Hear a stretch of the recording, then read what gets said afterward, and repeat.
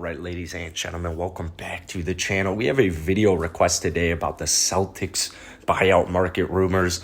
They have been very, very quiet, just kind of outside of the Rajon Rondo for Lou Williams swip.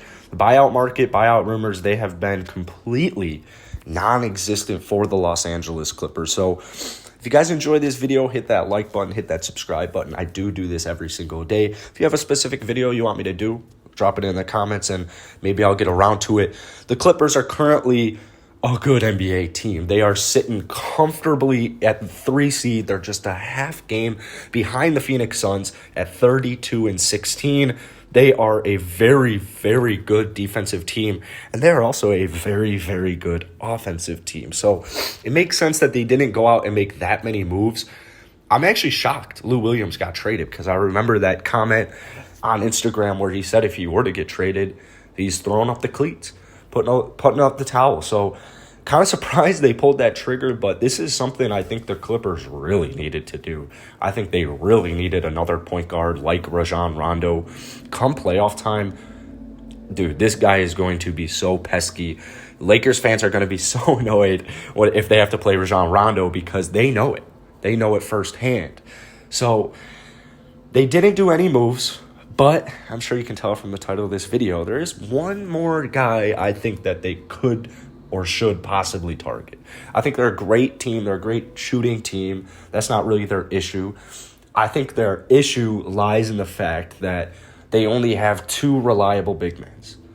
So Hassan Whiteside, I have so many issues with Hassan Whiteside. I have effort issues with Hassan Whiteside. I have just defensive issues with Hassan Whiteside, but he's 31 years old, and I think that on the right team, in the right system, Hassan could really get it going. Last season in Portland was a very good season for him. He averaged 15.5 points per game, 13.5 rebounds per game, and then for some reason, he makes his way to Sacramento, where he started in 1 game, has barely played in 28. He's actually averaging less than 15 minutes per game. And on the season, statistically, I guess it's not that bad. 6 rebounds, 8 points. But, I mean, I don't really want the blocks to kind of tweak anything as well. Like this year, he's averaging 1.5 blocks. Last year, he averaged 3 blocks. There was a year in Miami where he averaged like 3, almost 4 blocks. I think it was like 3.75 blocks. Something ridiculous. When this dude is trying, that's a whole nother conversation. When he's trying, when he's putting in effort, you can make up for lackluster defense. Not every player is great at defense, so you can kind of make up for it. But it's mainly been an effort issue with me and Hassan Whiteside. I just feel like he has never really put that much effort in. Or if he does, it's only for like 5-10 minute stretches, 5-minute stretches, maybe 2-3 times in a game. And that's why his minutes are the way his minutes are looking. So Hassan Whiteside to the Clippers is pretty risky.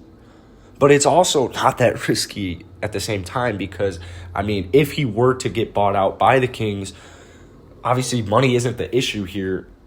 You don't have to play Hassan Whiteside. But, man, this Clippers team, they scare me with the big men. They really do. And I'm not even a Clippers fan. And I'm kind of worried about their big men because Serge Ibaka, he's got all these back issues going on right now. A healthy Serge Ibaka is a game changer. And if Serge Ibaka isn't 100%, that's going to be an issue. I know they have guys who can come, like I know Morris can come in and help play. You know, I know we've got Batum, or I just said we. I know they've got Batum. I know they've got the talent that, like, they wouldn't be completely screwed if Serge Ibaka were to go down or if he wasn't fully healthy, if he wasn't exactly what he used to be before these injuries, or even just kind of last year when he put up like 15 and 8.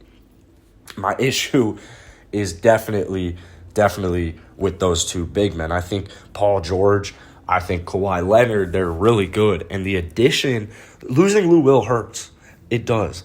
But I mean, you've got guys like Reggie Jackson, you've got guys like Luke Kennard who can come in and help fill that offensive gap that they're missing by losing Lou Will. Lou Will defensively it's very bad. It's almost horrendous. So I don't think it was a bad move at all because Rajon Rondo Not even, like, even just in general, but come playoff time, dude.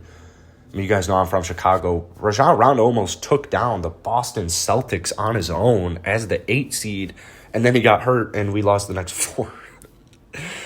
But we went to Boston against Isaiah Thomas, won 2 games with Rajon Rondo, and it was like, oh my goodness, is this actually about to happen? So, yeah, man, I mean, Hassan Whiteside, like, last year was just an incredible season. He's had good runs, but it's like, even in last season, even with Miami, when he was putting up just absurd numbers, there always has been effort issues. You can make up for the defense, or you can try to make up for the defense, but you really can't make up for the effort. But Hassan Whiteside, man, if he buys into the Clippers, if he can buy into the system, if he can buy into the culture, which at 31 years old, you're on a veteran's minimum deal.